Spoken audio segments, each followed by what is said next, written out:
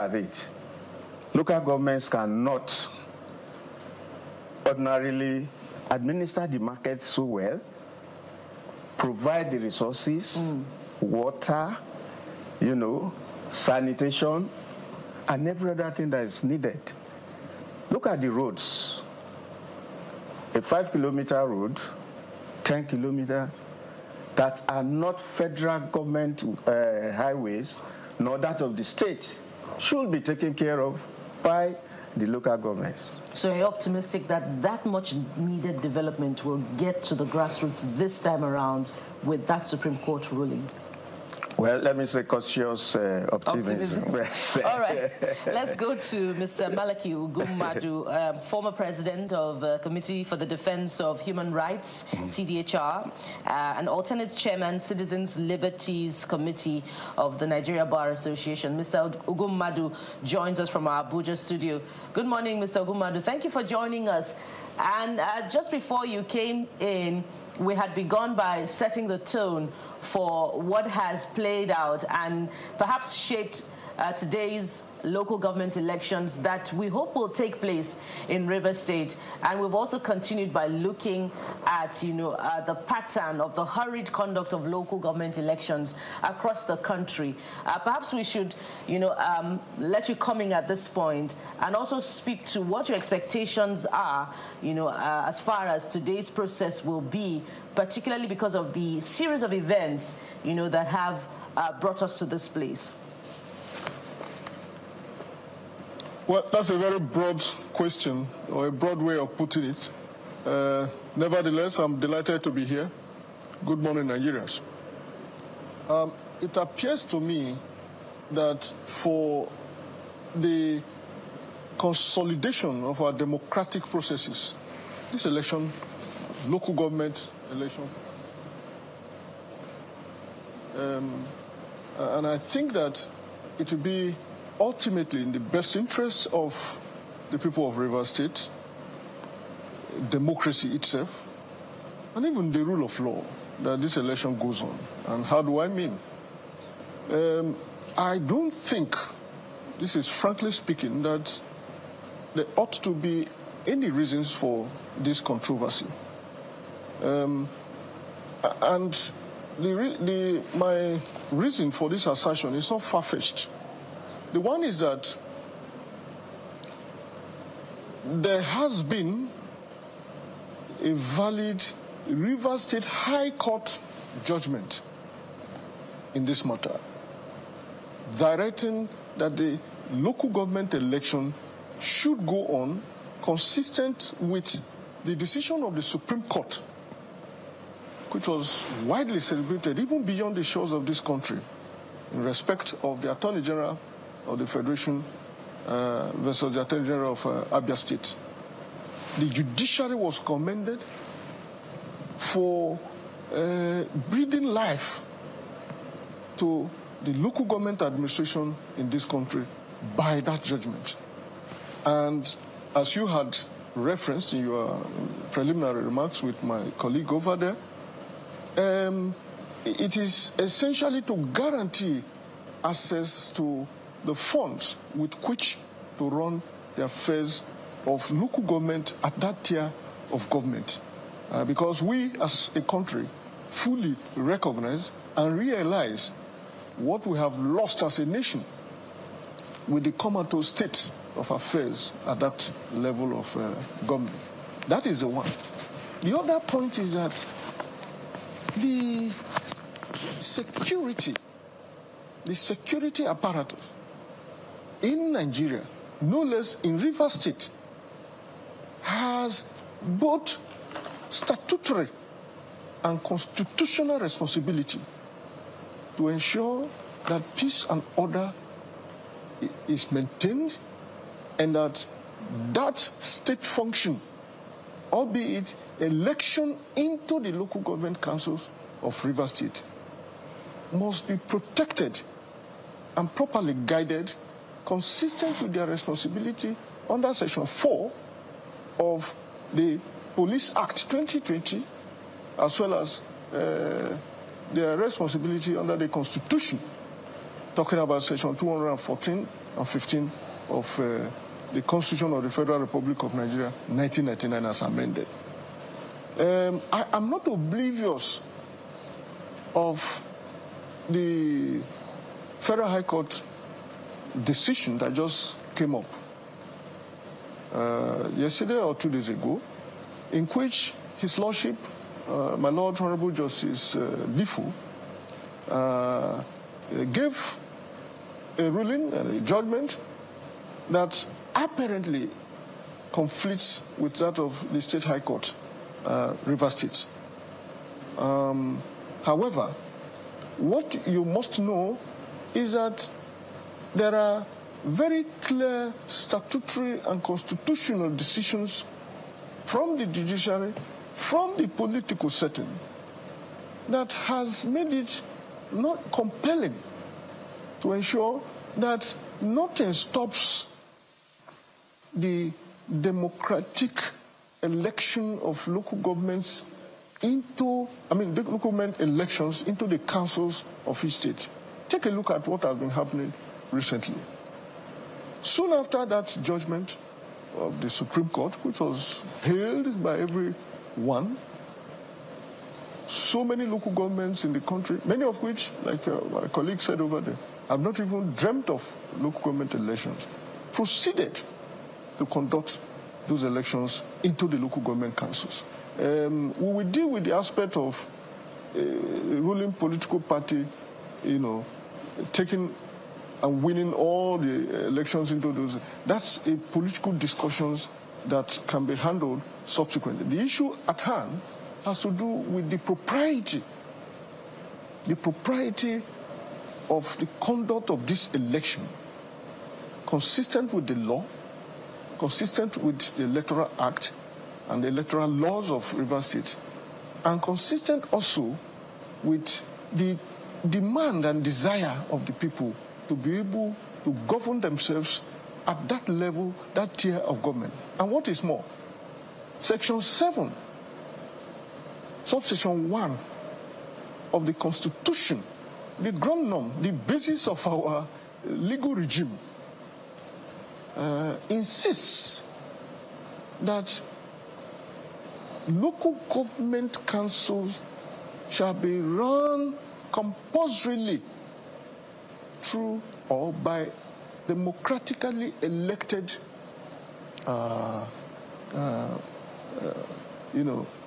local government officers who had been thrown up through elections. And so how then would you juxtapose or reconcile, on the one hand, the need for this election, the judgment of the Supreme Court that has, gone ahead to fortify the existence and operation of local government, and then, on the other hand, the almost inconceivable directive not to have that. So, as a nation, we must decide where we want to go, and no one should toy with Rivers State. I'm from Delta State, very close to Rivers State. It's one of the flash points and areas when you talk of election in this country. In short, in recent times, you hear of violence up to the point of decapitation of human beings just for the sake of election. But I think that there is no need to overheat the polity. This is about democratically governing the local government councils in Nigeria. And I don't think that should be a problem for any person. That is my view.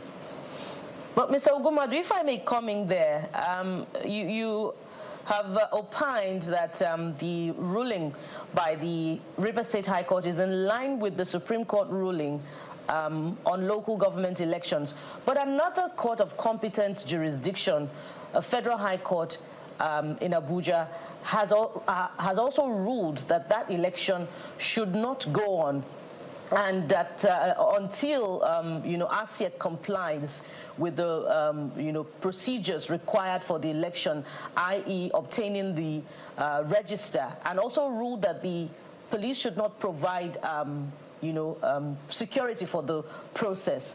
And in interpreting the ruling by Justice Peter Lifu, some legal practitioners, your colleagues, have also said that if RCEC indeed obtained the voters register prior to this time, that why has it not complied with that court ruling by pasting the voters register in all local government elections, local governments in Rivers State where the elections will take place?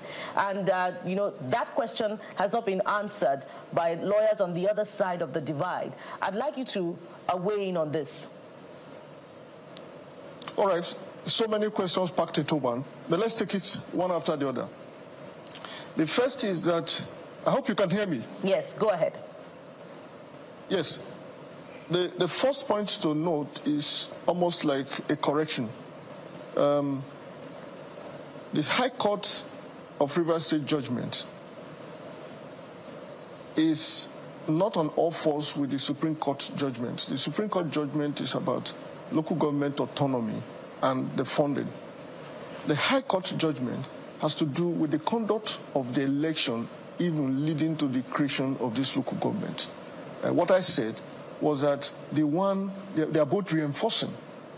The Supreme Court judgment or the High Court, which came later, further consolidated and deepened the processes that must all come in place to make local government administration in Nigeria very, very effective.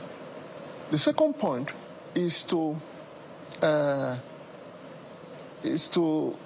reflect on the question about the election itself and the Federal High Court decision literally directing the Nigerian Police Rivers State Command not to. First is the Federal High Court is a competent court of jurisdiction, like you have said. But the point I made, which was the second correction I wanted to give, is that both the High Court of Rivers State and the Federal High Court are courts of coordinate jurisdiction. Coordinate in the sense that they are almost equal. They are equal in the hierarchy. It is either a High Court or a Federal High Court, but they are High Courts. So those are the two minor clarifications that I desire to make. Now, you cannot, as it were, you cannot expressly debar the police from discharging their statutory and constitutional responsibility. It is almost an anathema. It's almost like saying the legislature should not proceed with the discharge of their constitutional responsibility under the law, or that the executive should not go on and carry on the business of governance. No arm of government has the virus to stop the other from conducting and discharging their functions under the Constitution. You could challenge the outcome of what they do, but you cannot stop them. Even the police itself cannot be stopped from discharging their statutory responsibility under the law. What they do with that power can be challenged, but you cannot, in law, stop them from doing that. In any case, if you look closely at Section 215 of the Constitution, and if you recall the case around 2005 involving Chris Ngige, former governor of Anambra State, you would see that the Supreme Court itself had come out clearly in that judgment I'm referencing, involving the Attorney General of Anambra State, where an Attorney General of the Federation, where the Supreme Court came out clearly to say that the governor of a state has the right to direct the commissioner of police in that state to, protect and guarantee law and order in that state. And this is just about a repeat of that situation in which the issue has now been brought to the fore whether or not the governor could direct that the police, headed by the commissioner of police in that command, should protect. Conduct of election is a civic exercise and also a public engagement in which law and order ought to be protected in a way that guarantees peaceful conduct of the election. And you may have heard that there have been threats arising from, if you like, these conflicting judgments, indicating that law and order may be breached in the process. So the point is clear, the law is clear, the facts are there. Our historical context in this whole affair is also very, very clear. That what we need in Nigeria is that local government elections must be conducted. Gone are those days when it used to be the prerogative of governors who never, ever wanted local government elections to be conducted, because that way they continue to extend their fiefdom to local government administrations and, above all, manage the resources of those local government to the detriment of local governance, which was the original idea in the first place. And I think that those who take the contrary view should be able to convince us why we should not have local government elections. What is the danger? And by the way, why are you running to Abuja? If you have a matter within Rivers State, within Lagos State, within Anambra, stay in the state, exhaust your rights, ventilate those rights within the ambits of the judiciary, within those jurisdictions. Why are you going to Abuja? Abuja is too far from understanding the local nuances and dynamics of local elections. And I think that is also the law. Ventilate those laws, and then let's have a legal position straight and clear. Well, your analysis has thrown up another concern, but before I raise that, I'm hoping that you are going to arrive at the point of the voters' register that, according to reports, had not been pasted in local government areas where the elections will be holding. So with whatever ASIAC will be conducting this election today, would it be legitimate? Can we rely on the document as something that is legal to have produced results in the elections that will take place today? Well, that's a valid question, and I apologize for missing that. There were quite a number of questions you threw at me at the same time. So, now this is the point. If you have the High Court judgment, the High Court judgment was very explicit as to that. It says, go on with the election using the voters' register with which elections were conducted in 2023. That was evident enough, that was clear enough. So there was no controversy as to which voters register to use. Coming to the point about display of the voters register, I concede that the provenance, the beginning of election has to do with the credibility of the voters register. And it is a requirement of the law, at least the Electoral Act 2022 that I know, that requires that the voter register should be displayed in those local entities and polling areas where the elections will take place.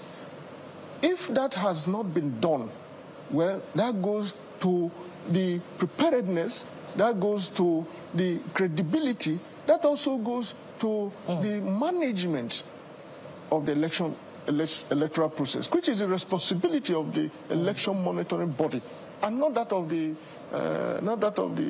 state or even the electorate. And that can be taken up, in trying to ascertain the validity and credibility of what has happened, either in the polls or in the courts or tribunals, as the case may be. And that takes us to the next point, which I'm going to bring to Professor Jimoh in the studio now. Starting with the role of the institutions, particularly the police, in this exercise. It had taken a position saying that it was going to abide by the Federal High Court judgment. But before you react to that, I'd like you to also pick up on the point that Barrister Gumadu has made about the voters' register. What do you think? How do you think it will impact on the credibility of today's process? Yes, I think it will have some effect on the process. Indeed, I think we are in for a long, drawn battle in Rivers State and in Nigeria in general. I mean, institutions are being compromised from federal to state and everywhere. And nations that have developed, nations that are organized, are based on strong institutions. Now, our politicians have, over time, debased most of the institutions that we have that is supposed to ensure good governance, putting things in place. And that's why we have the chaos that we have all over the places. Is it not awkward for one institution in Nigeria to be disagreeing with another institution? And let me take you to another side, and that is why some of the problems we have, some of the conflicts we have, they are going on because institutions have not been able to do their duties. Have we not seen circumstances where federal institutions, different arms of government, will be fighting over who takes control, who does what, who does it? So we have compromised our institutions, and that's why, and they know that when they fail to follow the process, they have protectors outside the government, at the federal level, at the state level, that will ask them to go ahead and flout these things. So that is why, I mean, if you look at the Electoral Act, the process is clear. So let them follow step by step, and some of these things we are talking about will not occur. But when there are other reasons why some people will not like to follow the process, both at the federal and state levels, then this is the chaos that we have. We are in for a long drawn battle over this, because whatever happens today can never be the end. So you're projecting that this is also going to lead to another round of litigation? Another round of litigation. Because the opposition parties are going to take this up in court? Seriously. So because there are already loopholes. And let us also address the fact that, of godfatherism. It has been the bane of our political development since 1999 till now. Do your term and leave the place and move to other places. Why must you insist that you must control? And for the beneficiaries of godfatherism, it is possible that you couldn't have emerged in the first place. Some other people were pushed back, you were supported, and the worst thing I really want to emphasize is that the people are the losers in this game. We've seen godfather, godsons fight, and then they reconcile.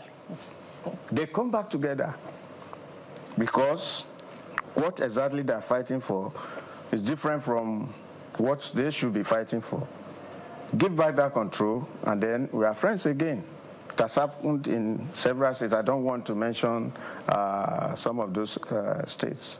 So it is the people who now need to think through and say, what's in this for us? Is it for the public good?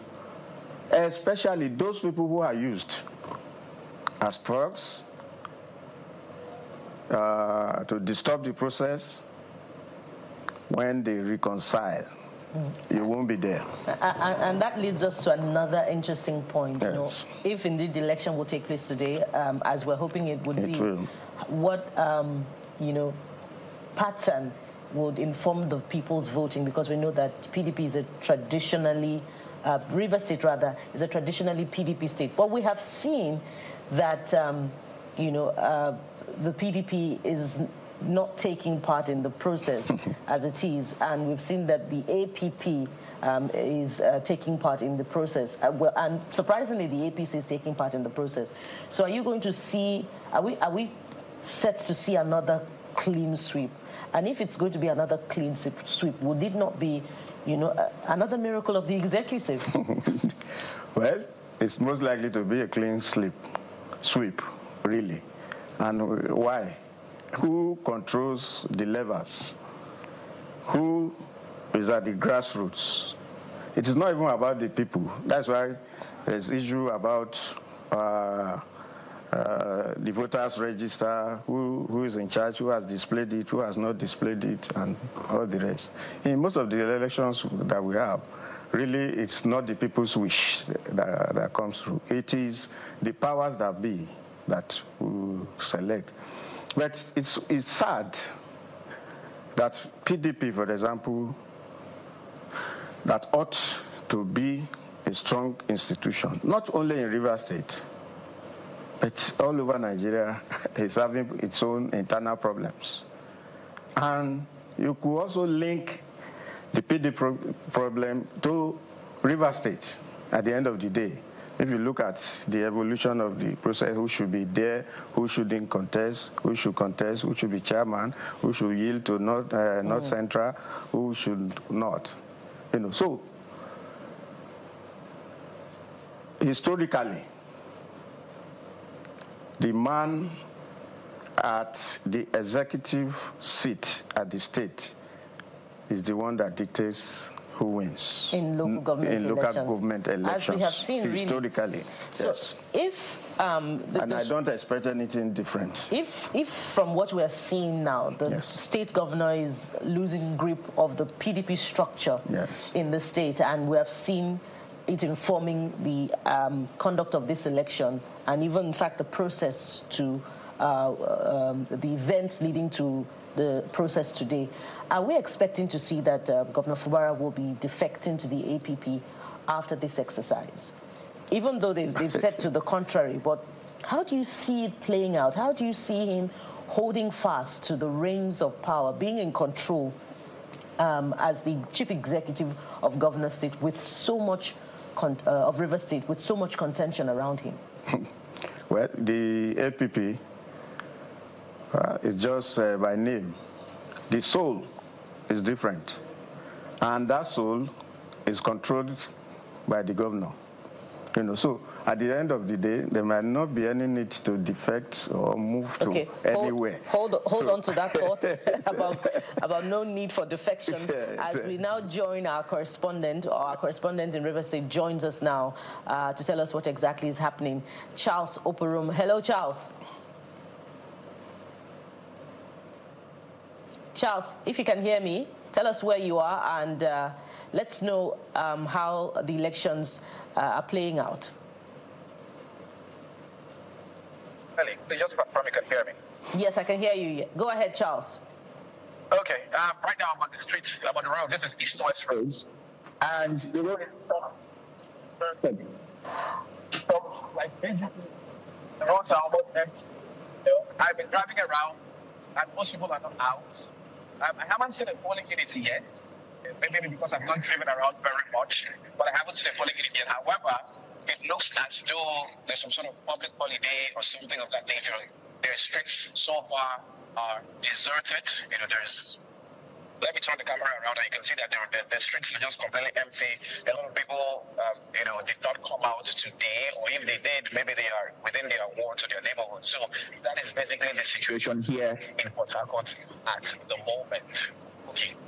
That's curious, Charles. But ahead of today, did you speak with people about the local government election? Did you get a sense of what they feel about the process, particularly with events leading to this, the pattern of events leading to today's exercise? So did it sound like they were going to be out, to exercise their franchise?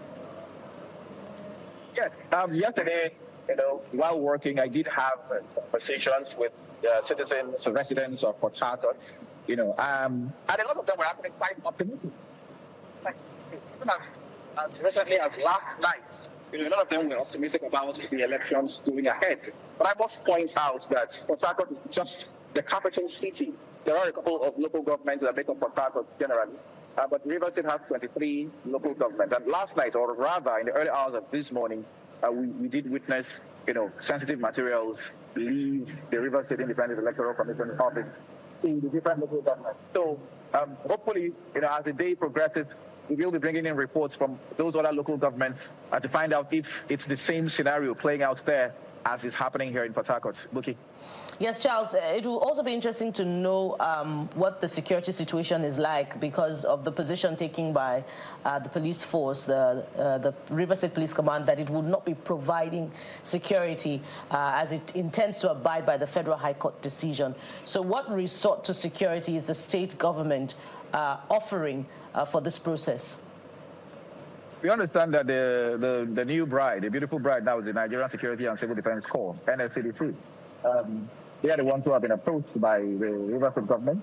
And indeed, yesterday, during that press briefing by the pro-Wiki elders, one of them, the minority leader of the House of Representatives, he raised concern about the governor approaching this civil defense. And he was warning the civil defense not to make themselves available for, quote-unquote, for use in breaking the laws or flouting a court judgment. So apparently, the civil defense look like they are the ones that are going to be providing security. But I must point out that I've driven for a couple minutes around this area. I haven't really seen any security presence here as of this moment. Probably when I move, into the deeper part of the town or outskirts, maybe we'll see what's happening there. Look.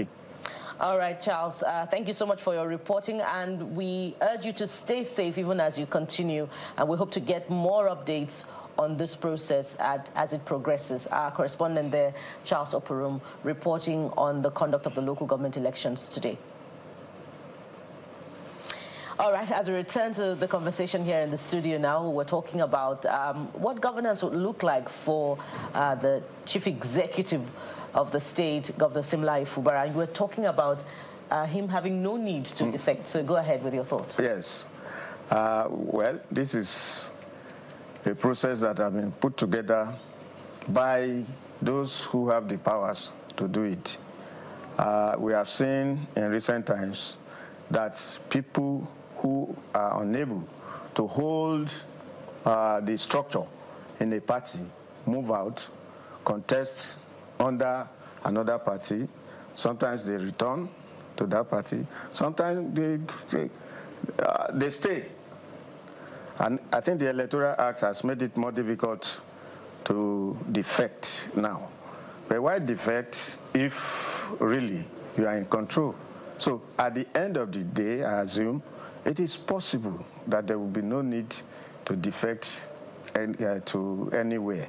In any case, some of these parties we talk about that willingly yield their seats, their grants for other people to contest, do not have that kind of national outlook where the chairman, maybe in Abuja or somewhere, will say, no, you can't do this. They exist most of the time only in names. So those who are contesting are contesting using borrowed ropes. And then, so the soul, so they're going the person, they're going to discard the robes. They can discard the robe when they have won the election and return to the PDP. And return to the PDP, return to wherever they came from. So that's interesting. Yes. It's an interesting way to look at it. Yeah. And during that protest by the PDP in Rivers State, according to reports by our correspondent, we heard of the participation of some APC members as well. And one would have thought that it was the APC that would not take part in this exercise, but the APC is taking part in the exercise. So what exactly is the role of the All Progressives Congress in all of this vis-a-vis, the assumed or perceived godfather who is supposed to be in the PDP? He's a PDP member, yes, but he's working for an APC administration at the federal level. Well, it's fairly obvious. The APC is in control at the central level. They have their needs, they have their visions, they have their own perception as to what should happen in Rivers State, for example. But look at the contradiction. Former Governor Wike is also the minister. He's of the PDP, or so we think. He was in Edo. Was he with PDP in Edo? Or the APC? Or the APC in Edo. So we are witnessing something bizarre in our political system. And I think we really need to reverse these trends. But who is to do it? Is it the people? Well, people say the quality of leadership also depends on the quality of followership. Now, the followership, I'm always reluctant to blame them. Why? They are so disenfranchised, they are so disempowered, they are battling with day-to-day survival. That is why it is possible for anything to go. Now, their own problem is not even about who is there or who is not there, because they know whoever is there, it has, from practice, from history, it has never been favorable to them. That is responsible for low turnout that we normally have. See the number of people that will register, see the number that will collect their PVCs, against the number that will finally vote. Because there's apathy. The process, the selection process in our electoral, in our elections is skewed. It's rigged from beginning. The best people are not likely to be able to get there. Let's start with how much you need to register to contest. The people who really have the heart to perform, to help the people, will not have the money to buy the form. Those who can buy the form are those who have been there. So they either cede it to their children, to their own associates, bring in the money. So the process is even rigged. So that's why sometimes you look at the number of people contesting and you really cannot choose. The choice has been made for you, and it's between the devil and the deep blue sea. So that is why there's that apathy. The second part of it is security. Well, we complain that no food, we have not been able to do what we need to do. But nobody wants to die. So we say, okay, let me be managing my cocoyam inside my house instead of going there to face the guns. So until we are able to re-enfranchise the people, where they can have their voices, where they can come out and say, this is the person we want, we'll vote for that person, and then it's gone. Not this cash and carry elections and that's that we have. an interesting poetic license. Yes. Re-enfranchise the people. We hope that will happen, and we hope that, hope so. you know, what we're seeing in Port Harcourt, the state capital, as reported by our correspondent, is not what will, you know, play out in the process today. We hope that the people will still come out and vote. And as we have that expectations, let's return to our guest in our Abuja studio, Barrister Ogunmadu. Thank you for holding on. So much for you to react to now from, you know, the pattern of politicking that is shaping this election, what we see now of the APP participating rather than the PDP, which is the party of the state governor, and the role of the APC in all of this. And of course, I'm sure you've also seen the reporting of our correspondent from Port Harcourt, the River State capital. It's about 8 a.m. now, and he says he's seen no polling units. So much for you to speak to, Barrister Ogunmadu. So go ahead. Thank you again for that opportunity. But I think I would like to, since you referenced APP, that's Action People's Party, it is important to draw the attention of the public through this conversation that a very trite and elementary principle of law is established by the action they have taken so far. And what is that? They have decided to contest and challenge the decision of my Lord Honorable Justice Lifu in relation to the judgment that we just spoke about, and had gone upstairs by way of an appeal the judgment, as well as filing a notice of a stay of execution of that judgment. The law is clear about that when that happens.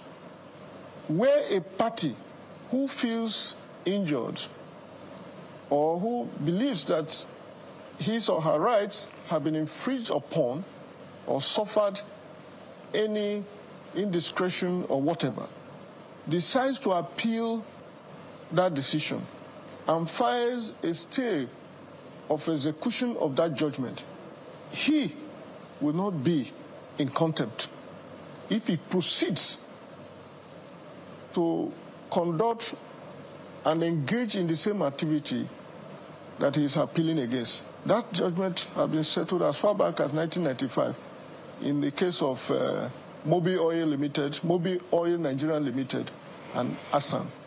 Now, that aside, now let's come back to where you have dragged me to. You know, I'm a lawyer, and we're not very good in speculations around facts. We look at facts as they are, cold as they have come to us, and then able to analyze it. But it was interesting and gratifying that you were able to provide your correspondent on the spot, right in Port Harcourt, to give a state of affairs. My take is this. The Nigerian police, albeit every other law enforcement agency, is obligated to provide security for this election.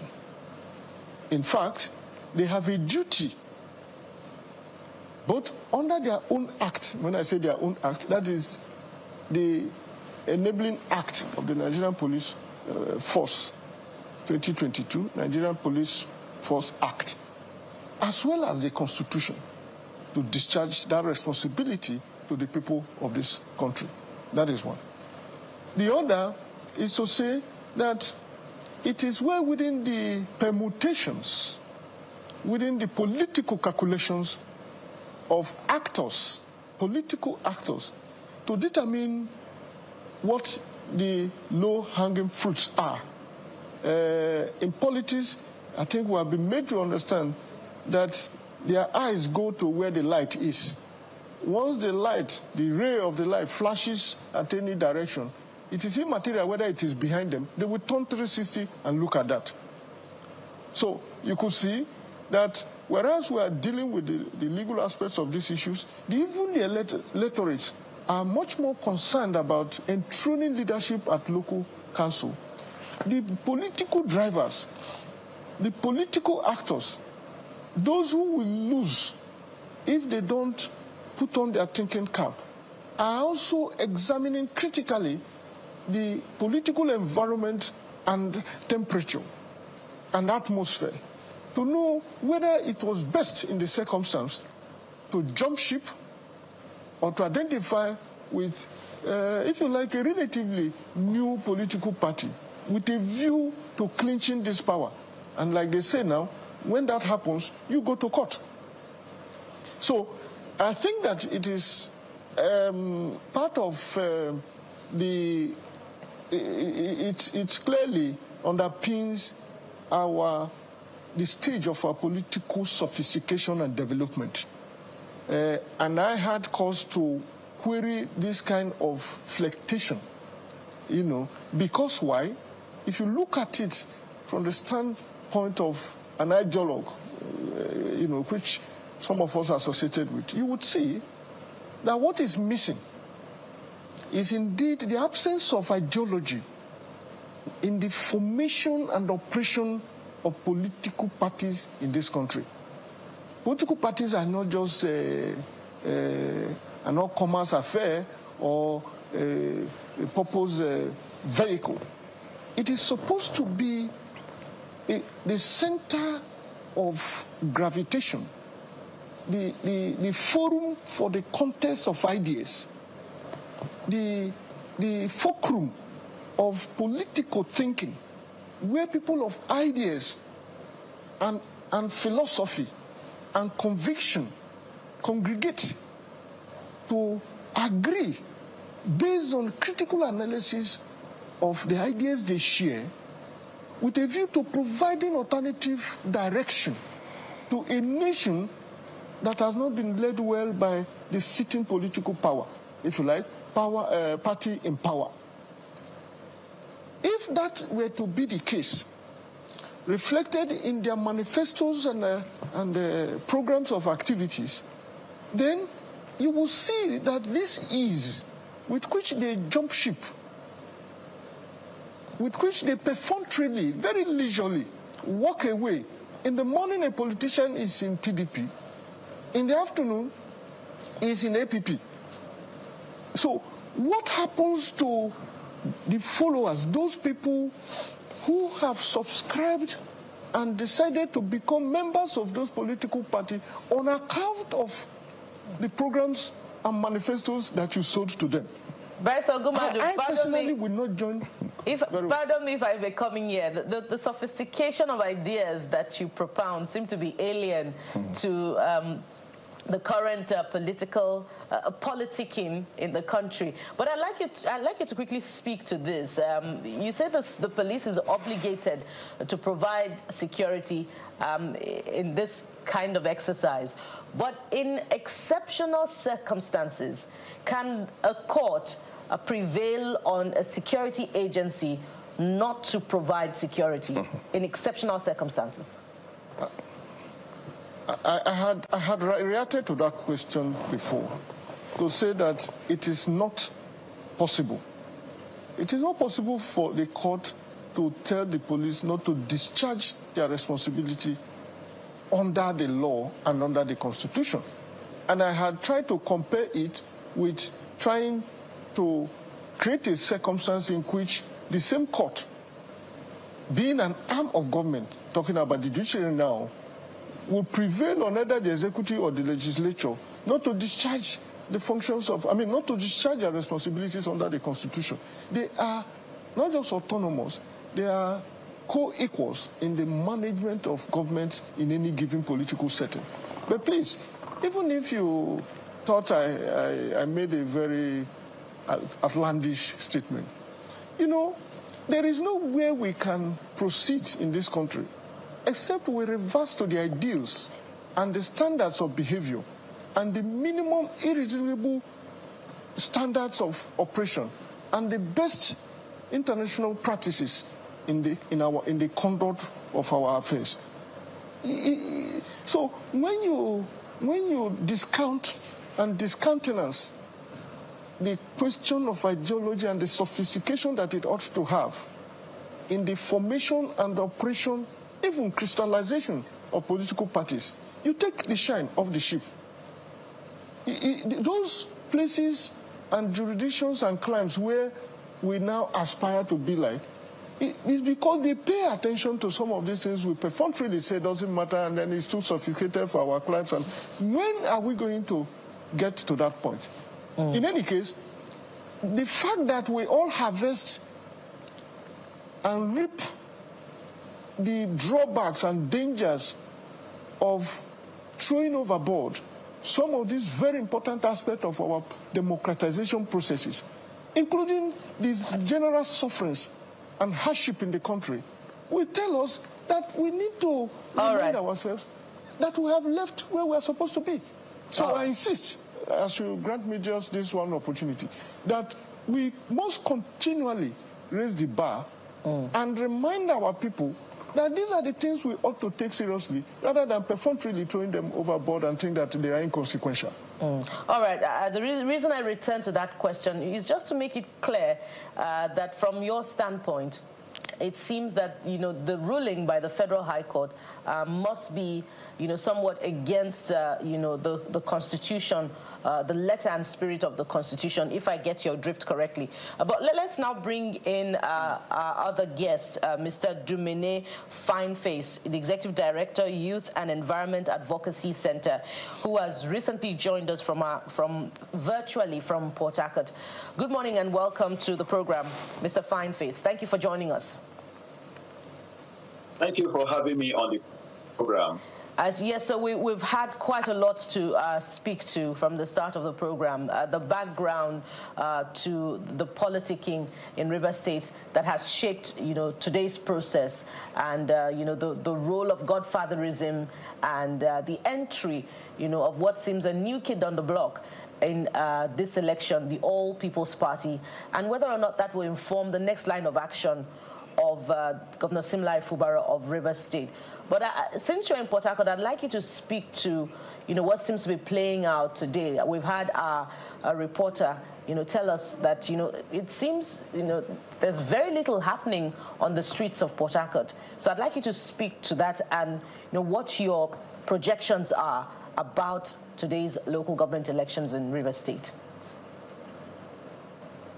Thank you. Today's election in Rivers State is very critical. It is an opportunity for, the people to decide whether they continue under what other guests have talked about, like the godfatherism, prebenda politics, politics of Prentele that is playing out in Rivers State. Now, today is an election day that the court in Rivers State have said it should proceed. But from Abuja, we had another judgment that seems to go against the need for the election to proceed. And there has been a lot of crisis issues on the streets. You heard some of the things the governor said.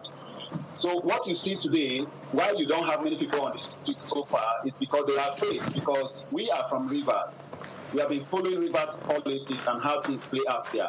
And that is why I must consider and talk about the fact that those who are involved in this so far try to play according to the rules by not getting involved in very serious violence of what we know Rivers State to be. So people are still afraid of coming out to cast their votes. But I think they need to come out, because when this political crisis in Rivers State became peak at the time that they wanted to impeach the governor, what later came out from Port Harcourt, Rivers State and Abuja was the issue of structure. What was the structure? It was the council chairman. So today's election, it is an opportunity for the governor of Rivers State to take charge of the structure of the local government areas with the councillor, or he loses it to his godfather, his organ that brought him to power. So what you have in the system now is a struggle for power.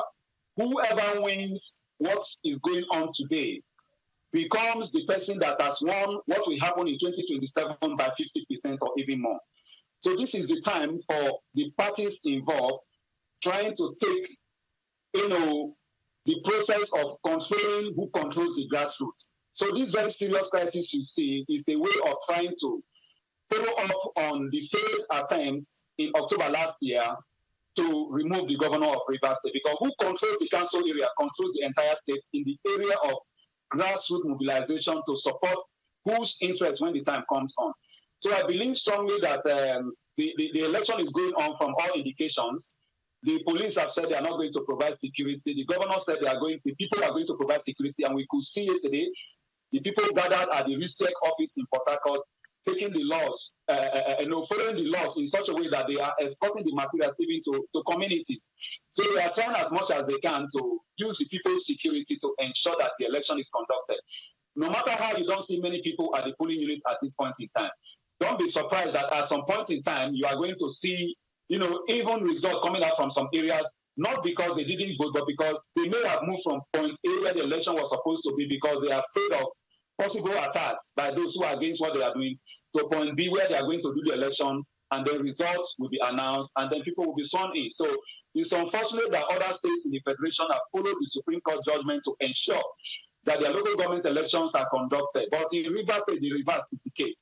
Anambra also conducted its election to the best of our knowledge without the total involvement of the police. They were able to do it, but that of Rivers State is taking a very new turn. And I think that the NSCDC that have been drafted in at this point in time should see what they can do to ensure that they provide security for the people. And the people should be peaceful in the process of ensuring that they go about voting candidates of their choices into their positions today. Thank you so much for your analysis, Mr. Fineface. I'm going to ask you a direct question, but before that, I'm happy to report that our correspondent, Charles Oporum, has cited a polling unit in Obiakpo local government area of Rivers State, and he'll be reporting shortly from that location. But Mr. Fineface, I'm going to ask you a pointed question. Who is in charge of the political structure of the APC and PDP, or one of both, in Rivers State? I would say that as far as we know, the APC as a structure in Rivers State, I think from the court judgment that we are aware of, I think it's the Emeka Beke also that is in charge of that structure. And he has also been speaking, although we still have some pockets of comments coming from, the Tony Okocha-led caretaker. And then we have the PDP also having their chairman. I think there is no dispute in those areas. But from the national, we have heard directive that PDP should participate in the election. But in all of this, the governor of the state is supposed to be the political leader of the state. We saw that under the immediate past governor of Rivers State, who is now the FCT minister. While he was holding sway here as the governor, he was in charge of the political structure and working with the leadership of the party at the state level to ensure that they deliver the dividend of democracy that the people deserve, having voted them to power. So be that as it may, to a very large extent, I believe that the party leaders in the state, a lot of them are not speaking out as expected. But the governor keeps saying that he remains the member of the PDP and that he is the greatest loser in everything that is happening today in Rivers State. Because the PDP, his party, is not participating in the election. But he has to obey the Supreme Court judgment that said democratically elected council chairman should come into office through the ballot box. And that is the process that is on now. And I think they need to give the governor all the support that he needs to ensure that he obeys the Supreme Court judgment and, of course, follow what the Constitution of the Republic of Nigeria, which is the ground norm, have said and put out for the people of Rivers State. The reason I asked you that question, Mr. Fineface, is because, during the protest by the PDP in Rivers State against the today's process, we had some APC sympathizers join them. So I'm going to proceed with that later on. But let's touch base with our correspondent, Deborah Agbalama, who is in another location in Rivers State, and she's set to report the state of affairs there. Hello, Deborah. Tell us where you are and what's happening. Okay, so I'm right in front of the Rivers State Independent Electoral Commission, right here on Aba Road. And contrary to the police's speech earlier that they are not going to be present, you can visibly see that the police are well on ground. They have their armored vehicles, and of course, you can see for yourself there. They are very present. We can also see other sister agencies. And on my way here, there is total compliance of no movement. I didn't find vehicles on the road at all. Looks like the governor was respected, at the end of the day. All right. Deborah, that's a pleasant development. But earlier on, Charles had reported that he had not cited any polling unit, in Port Harcourt. But is there any report to the contrary? Maybe perhaps because of the passage of time, RCEC officials have begun to arrive. So on your way down to the RCEC office, did you see any polling units? Well, that has not started yet. I passed some polling units on my way here, and voting has not started yet. Okay, have you also cited any voter on your way down there? No. I passed a place where a couple of them were clustered. Looks like they were awaiting materials to arrive, the polling units. Okay. Also, did you have any conversations with, Port Harcourt residents prior to this time to get a sense of, their disposition towards today's exercise? Were they willing to participate in the process? Okay, yesterday I did a report on the election ahead of time, and the residents are very enthusiastic about this election. For them, they seem to be sympathetic with the governor's plight, and they also feel that the third tier of government needs to operate, especially after the Supreme Court judgment. Because if this election is not conducted according to them, Rivers State Grassroots will be sidelined, and there won't be anybody in office to attend to people at the local government. As you're aware, the local government offices have been locked for quite a while in Rivers State due to the political tussle going on here and contrary court judgments flying here and there.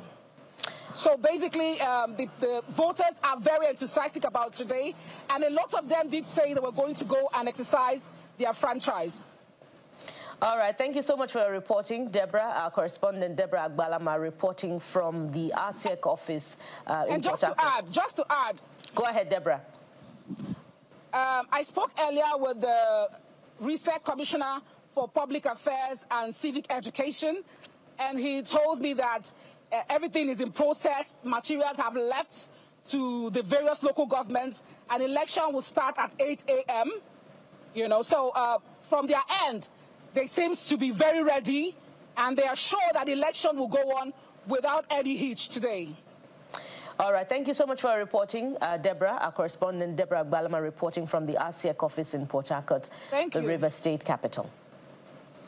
Well, it seems a different turn of events there in Port Harcourt, the River State capital. Deborah is reporting that indeed the police are on ground. She has cited armored personnel carriers of the Nigeria Police Force, of the state command there in River State. We'll get to that much later on. But before we lose sight of the ongoing conversation before Deborah came on, Mr. Fineface, I was telling you earlier that our correspondent reported the participation of some APC members during that protest by the PDP in River State against today's exercise. So because of that, I'd like to know if indeed there is a PD-APC party in River State that is controlled by the FCT minister. Well, we can't really tell if the FCT minister is in charge of controlling the PD-APC in Rivers State. But we know quite well that in Nigeria, what was considered an error by Mr. President ahead of the 2023 general elections, we had the introduction of the PD-APC, and that has been on. But today, even at the local government election that we have today, we are also having PD-APP today, because a lot of those who are contesting on the platform of the APP today are those who were holding sway as PDP members. And today, they are in the APP contesting at the council level as chairmen and councillors.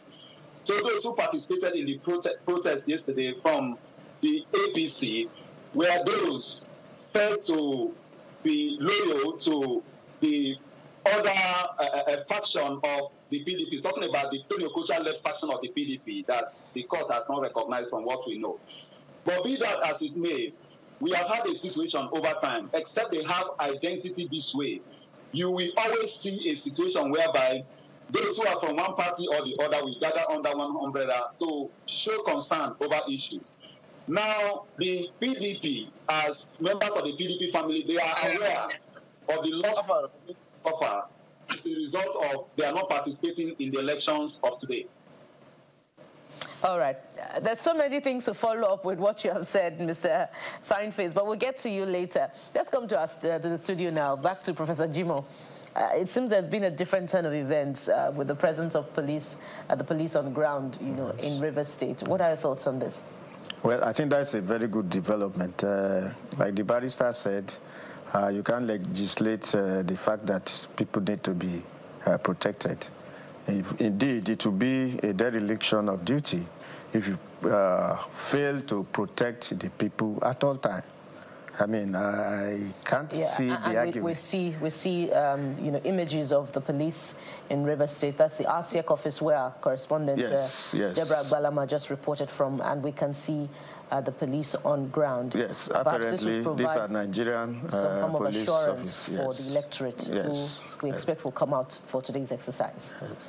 So I think this will be a good assurance for those who really want to vote to come out. Seeing the presence of police officers, they will have that sense of protection that if they go out, something might happen to them. But I really want to talk about the political process. We should look at the bigger picture and try to see where the rains started beating us. If you go back to 1979, it was clear who holds the power at party level. Who is the leader? But in the current dispensation, we have dispensed with the fact that there's also a little bit of separation of power between the political party and elected officials. The role of the elected officials are to go ahead with governance, while political issues are determined outside governance. But gradually, we came with the concept that the elected official is also the leader of the party. It wasn't so in previous dispensations. Decisions will be taken at party level and will be actualized by those who have been elected. And they can caution. They can ask a governor to desist from a process and say, no, this will hurt our party. This will put us in bad light within the political circles with the people we are supposed to serve. But now, because of the resources that the executive members control, elected people, they have the resources. Even if you sit somewhere in your office, the headquarters, either Wadata or any other place, and give orders, it's just as plural as it could be, because you do not even have the resources to actualize that.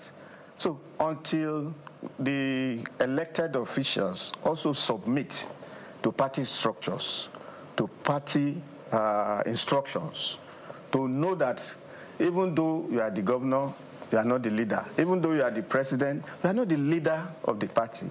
Until we are able to go back to that, we'll still be seeing this hulabaloo at every political level. Political season. Yes.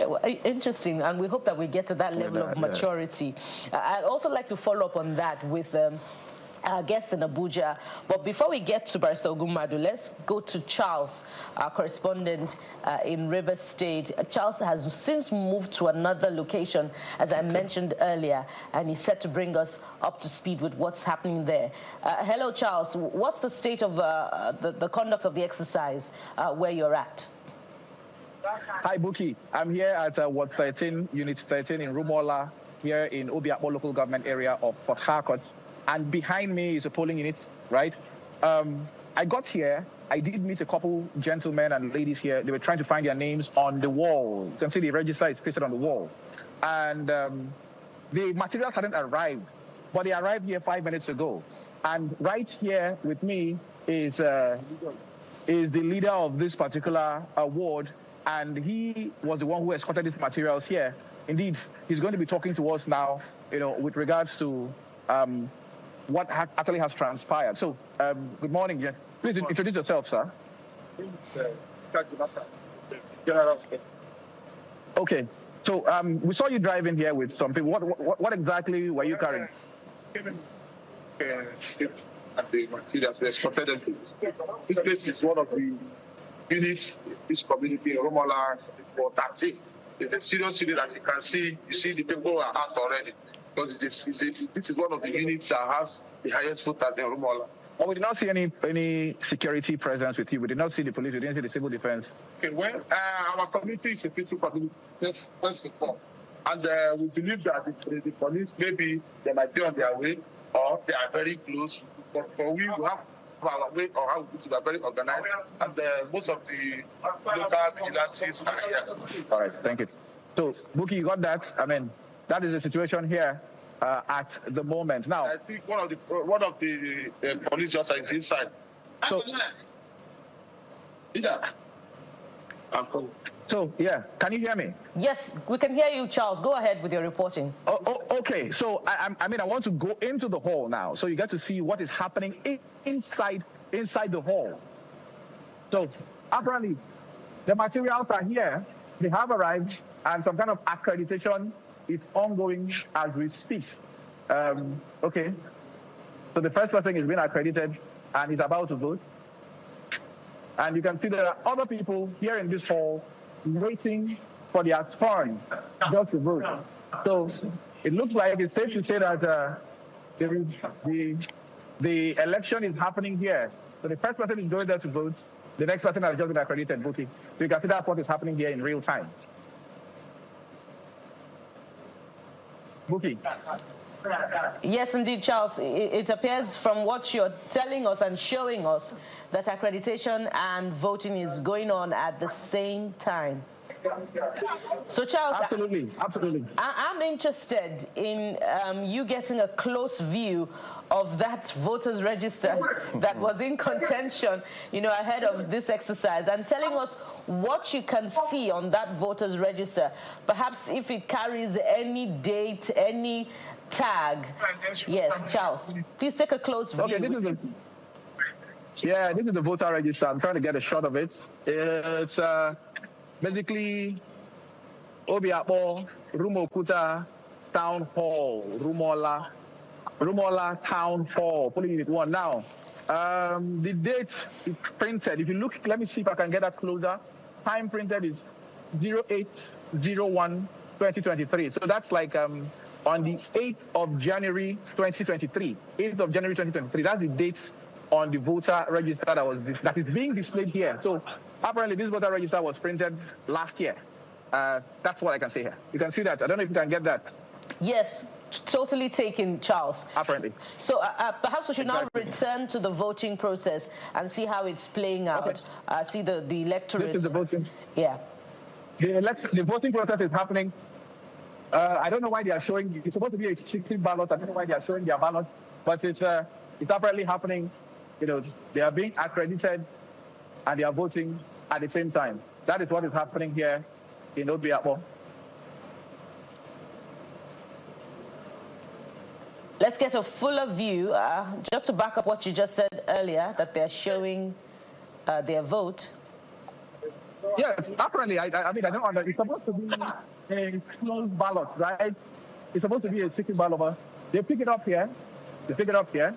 They go over there to thumbprint. That's where they go to thumbprint. And then when they thumbprint, they come over here. They come over here to cast, to vote. So this is you can see this one is labeled councillor, while this one is labeled chairman. Apparently, that is what is happening here in this particular polling unit. Yeah. Okay. So it's in this particular polling unit, the voting is happening here. Okay. But so that's what I can say. Bookie. All right, Charles. Thank you for reporting, which is quite revealing about the exercise. Our correspondent, the Charles Operum in Obiakpo local government area of Rivers State. We've gotten a close view of the voters register, and we know that this is dated 2023, and we've seen quite a number of voters cast their ballot. And according to what Charles reported, they were also sort of displaying their ballot, to whom we do not know. But let's continue the conversation now here in Lagos, but with specific focus on Abuja, our guest in Abuja studio, Mr. Ogunmadu. Thank you for holding on. A number of things are unfolding from the updates that we've gotten from Port Harcourt and now in Obiakpo. Of course, I'm sure you would want to weigh in on that. But specifically, as you start off, with your commentary, I'd like you to speak to the participation of the police, after all, in this exercise. We've seen them at the RCEC office in Port Harcourt, the River State capital. And as they participate, are you confident that their neutrality throughout this process will be guaranteed? Before the issue of neutrality, let us deal with their responsibility. I had alluded to the fact that it will amount to a dereliction of duty if the police absconds at this critical time when they are most needed to provide security for a major civic engagement in the state.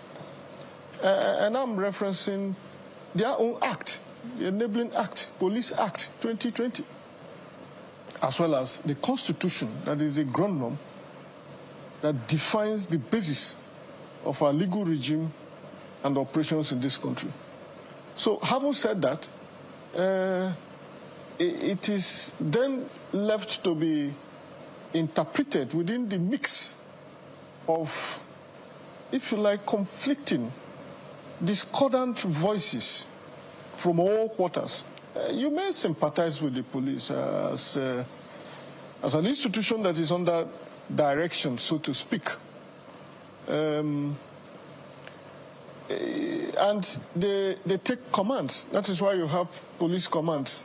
The whole idea is that directives, percolate and flow from the top up to the lower ladder of their operations. That is one of the drawbacks. That is one of the poverty of the centralized police system that we operate in this country. Otherwise, Abuja, when I say Abuja, the Inspector General of Police should have very minimal interventions relating to how local elections in Rivers State ought to be dealt with security-wise. Now, speaking about neutrality, you could say that the background, the undercurrent leading up to this election in relation to the role of the police has, thrown up some ambivalence in the minds of the people regarding the neutrality of the police. But if you want to be a bit critical about it, neutrality in terms of what? Neutrality over what? The police was expected, albeit obligated, to superintend the elections by providing security as the lead agency, law enforcement agency, with respect to civic engagements in the country. So, if they have now found themselves in a tight corner relating to the judgments of courts as to whether to discharge their duty or not, I don't essentially see how that, impacts on their neutrality. They have not before now given any signal that they are going to support any of the political parties, except, of course, and this is where I understand where your question is coming from, except, of course, that the respective cases that went to the courts mark you, coordinate courts in this land. State High Court of Rivers State, Federal High Court. They were parties that approached the court. And so you could say that a strenuous list, for that matter, that with respect to the court that gave judgment at the state level, it has to do, it was in favor of the party that approached the court. And the same thing for the federal government. And therefore, if the police had decided to go and participate, which is what is happening now, it will be more in compliance with the state high court decision. If they refused, and I warned that that was going to be a dereliction of duty, that would have been in compliance with the federal high court. So from that perspective, yes, you could hazard and talk about and imagine that there could be issues around neutrality. But on the whole, by and large, the election should go on. The police should provide security. The sister organizations are already on ground to also supplement and complement, and support them in the discharge of that statutory and constitutional responsibility. Yes. Yeah, Barrister Ogumadi, there's an event leading to this point that informed that question. I'll get to that later on, but we've had joining us now, Mr. Kingsley Uzoma, security consultant, who's participating in this conversation from our Abuja studio. Mr. Uzoma, thank you so much for joining us and welcome to the program. Thanks for having me. Good morning. Yes, good morning. So much has happened from the start of the program. Earlier on, it appeared as if the streets of Port Harcourt were deserted, but it seems now that, polling units are surfacing, and we've also seen, surprisingly, the presence of security officials, the Nigeria police to be precise, in Port Harcourt, contrary to the position that they had taken that they were not participating in this exercise. And we've also seen that the process is commencing in other parts of Rivers State. I'd like you to speak to this. Are you surprised, first of all, that the police is participating in the exercise after all? And what are your projections for today's exercise? Okay, thank you for that question. One, I'm not surprised that the police are participating after all, because it is their mandate constitutionally and according to the Police Act. But again, before we go into that, we must align with the fact that what is currently happening in Rivers State today or in the last few days is, in terms of election security and management, is connected to the aftermath of the 2023 general elections. Like we have election security issues before, during, and after elections. So it's still the after-election security issues. Wherefore the tension is high. There seems to be a disconnect between the former governor and the current governor, which has affected a lot of political structures and security-wise. And that also clicks to the fact that those who pushes issues of state police, it's usually on matters like this that they try to anchor their argument, because what are we talking about? The three-tier system of government, local government elections that aligns, that falls within the jurisdiction of the state. And in every state, the police has a commander headquarters headed by a commissioner of police. And the mandate of the police is for maintenance of law and order, both for those who are for the election and also for those who are against the election. The police need not to align with certain individual or parties are not participating at the election, therefore we are not participating. However it be, because the police, they are not voters, they are not the INEC. Their mandate is to provide security for every person, individuals of the state, both voters and not voters, to make sure there is enhanced security of life and property.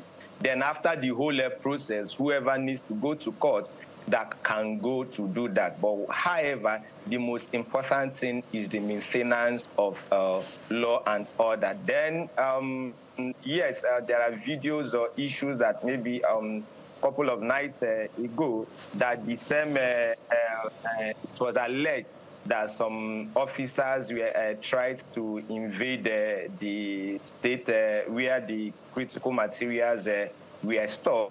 Then it took the intervention of the governor and others, and the police were fingered as being responsible for that. That's very, very unprofessional, okay, because whatever the police or any of the security agencies do today, it affects their image, and they have every duty at every point in time to maintain law and order. And this notion, wherefore it seems this practice, not even say a notion, that the security agencies, not just the police, seems to be loyal to the government in power, the party in power at the center, the federal level, those who are aligned with presidency. It has to be condemned. Security is for everybody, is for every party. Security agencies, the police and other security agencies that support them on election security mandate, they need to use your word, be neutral at every point in time. And those, because they are not participating at the vote, yes, you might not see them at the polling units being accredited or monitoring every other process if they are to align with any court order whatsoever. But that does not in the other way around stop them from providing security in the state. Well, thank you, Mr. Uzoma. But the ruling of the Federal High Court was quite clear about we're seeing a different turn of events now, and you've set out what I was trying to explain earlier on to Mr. Ogumadu. But based on all of this, are you worried about how today's event may play out? We still have a few hours to the end of before the exercise ends. I'm worried because Rivers State is one of the states we already circled in terms of election security threats, violence, and what have you on election days. So you have some critical political actors who are very good at using political talks to disrupt the process, cause mayhem, and what have you. So that might snowball today in a good number of places or a few places. And again, you will see the police saying that they obeyed the court order, they never participated. That was the reason for maybe seemingly violence. But we would be much more glad and applaud the police if they are able to align with their mandate of ensuring promoting law and order to ensure that there is no violence, and especially those critical areas where we've circled in the parks, where it's well known that they are prone to violence. Those are the areas I expect not just the police but other security agencies to make sure that they patrol, they enhance patrol surveillance, and also apprehending those who try to foment trouble and what have you. Let me take it back to Mr. Ogumadu now. The event Mr. Uzoma referred to ahead of today, 1 a.m. yesterday, the governor of Rivers State, was seen, speaking just at the RCEC office, and, tempers were high at that event. And the statement released to that effect was that they foiled an attempt by the police to take possession of the Rivers State Independent Electoral Commission office. So I wonder if that action by the police was in compliance with the Federal High Court order. Isn't there a marked difference between the order not to provide security and that conduct that we saw at 1 a.m. on Friday morning? Apologies, would you put the question across again? I could hardly get that, please. Okay, I was referring to the events of Friday morning, where the Rivers State governor was seen speaking to reporters at the River State Independent Electoral Commission office, where the revelations were made that they foiled an attempt by the police to take possession of the RCEC office. So I'm wondering if that action by the police is in compliance with the Federal High Court order not to provide security for today's exercise. Isn't there a marked difference between that and what the court actually ruled? Well, these are within the realms of speculations again. However, I would think that that is consistent with the duty of the police to ensure security, law and order. That would be my understanding of it. The governor going to the INEC office in Port Harcourt, in my view, is consistent with the responsibilities that he bears too as the chief security officer of the state, to ensure that everything is in order, preparatory to the election and leading up to the hours of the election. You can also factor that strenuous consideration of ensuring that the police lives up to its bidding and lives up to its responsibility, particularly when those court judgments were coming at cross purposes. And therefore, that it was going to be dangerous, going to be problematic if you left the certainty of the election just to chances.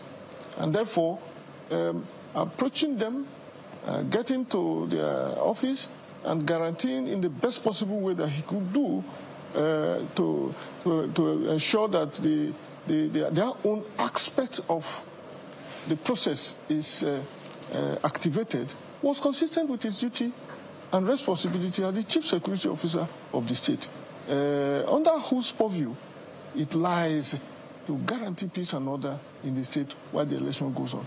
But here is the point. In all of these permutations and considerations and analysis, I think that above all of this is the place of the people of River State, the citizens of the whole idea about election, the philosophical underpinning of election is to locate the will of the people, is to be able to identify the will of the people in a manner that secures their desire and wish regarding who governs them. And so, whether it is the contest between political parties or the disputations between godfather and godson and goddaughter, or whether it has to do with the plans towards 2027, the people of River State, in my view, and from our sources, as close observers and monitors of political development in the country, are willing to activate that tier of government through their participation in a democratic election that will throw up leadership. So whosoever interest is caught in the way must be able to, accept his or her fate in favor of the desire of the River State people and allow them to have the election. And I'm very glad, very happy that the processes have started. It may not have started as early as all of us have expected, but better late than never. And we could see the enthusiasm. I watched on your screen the young man from Obiakpo indicating that they are ever ready, willing. They're not interested in the weak Fubara Wahala. They are interested in reviving their place in River State through their participation in this process, to throw up leadership that can lead them once more. And that is the expectation. We hope that those lofty expectations, will prevail in the end, not just after the exercise, but beyond. But let's go very quickly now to our correspondent, Deborah Agbalama, whom we spoke with earlier. I believe she's at another location and is set to provide us with more updates. Hello again, Deborah. Please report the state of affairs where you're at, and maybe you want to tell us, first of all, where you're at. Okay, I am right now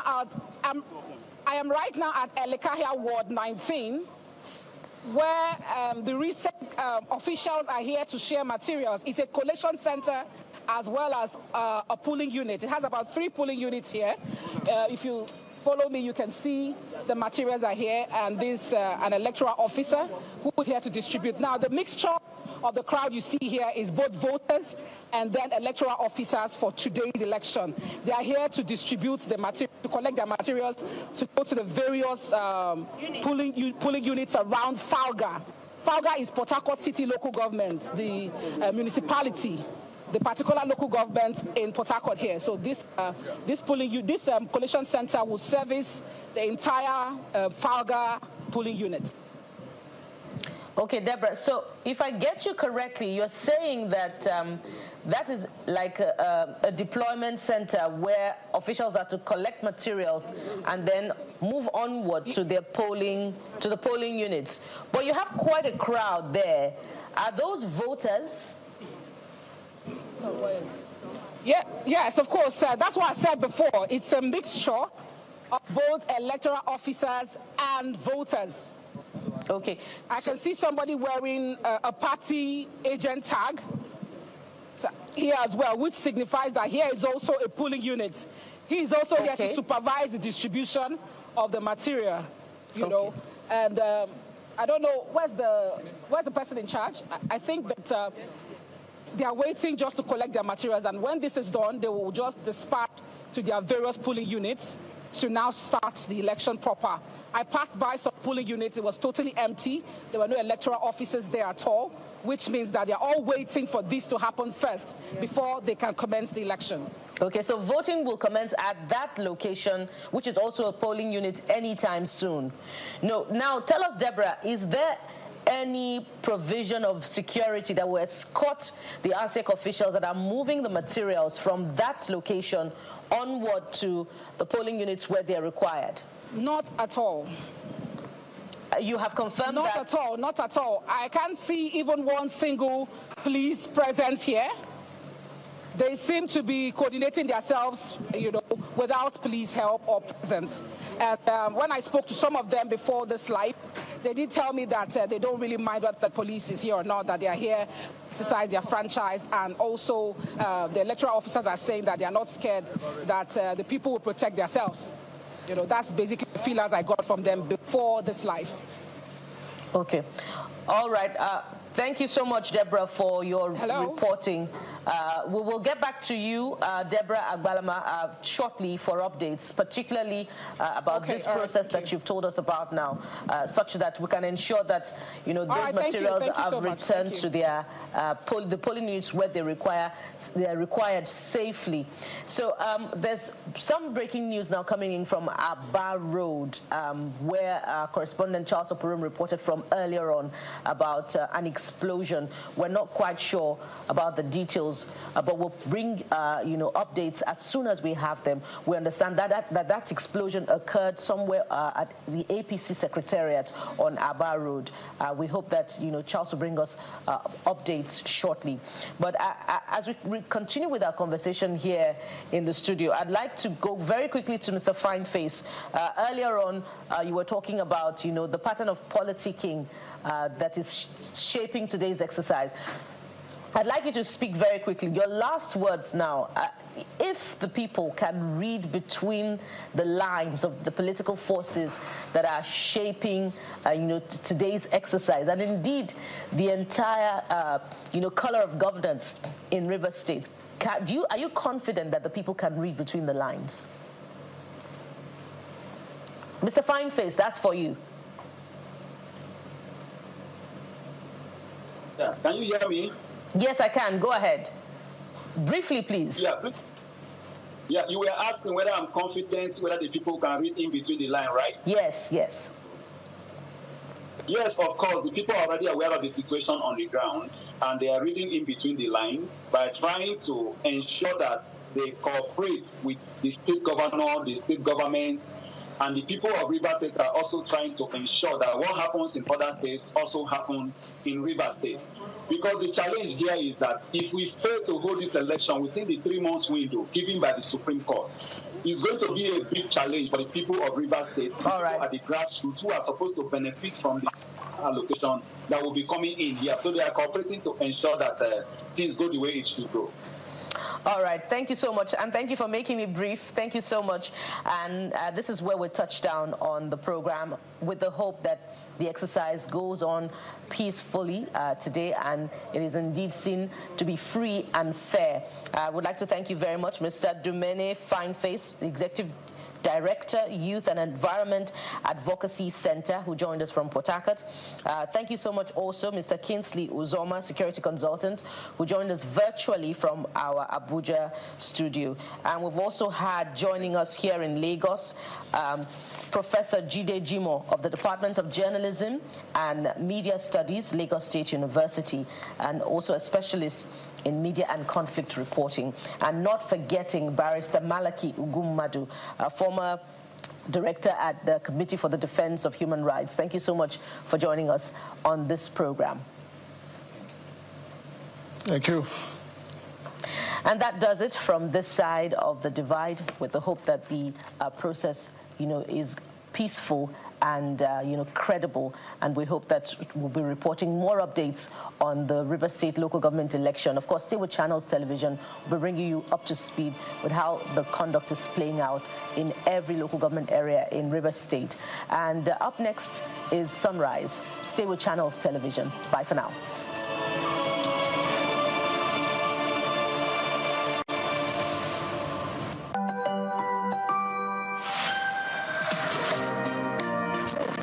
Of Nigeria's refining industry at the Nigerian Crude Oil Refining Summit 2024 with the theme Making Nigeria a Net Exporter of Petroleum Products, featuring Senator Heineken Lokugri, Minister of State for Petroleum Resources, Oil, Dr. Doris Uzokanite, Minister of Industry, Trade and Investment, Alhaji Aliko Dangote, President, Dangote Refinery, Mr. Abdul Razak Issa, Chairman, Walter Smith Refinery, Dr. Lai Fatono, Executive Chairman, ND Western, among other industry giants. These visionary leaders will drive candid conversations on refining, local content, and the next phase of Nigeria's energy independence. Mark your calendar, 8th October 2024 from 9 a.m. at Eco Hotel.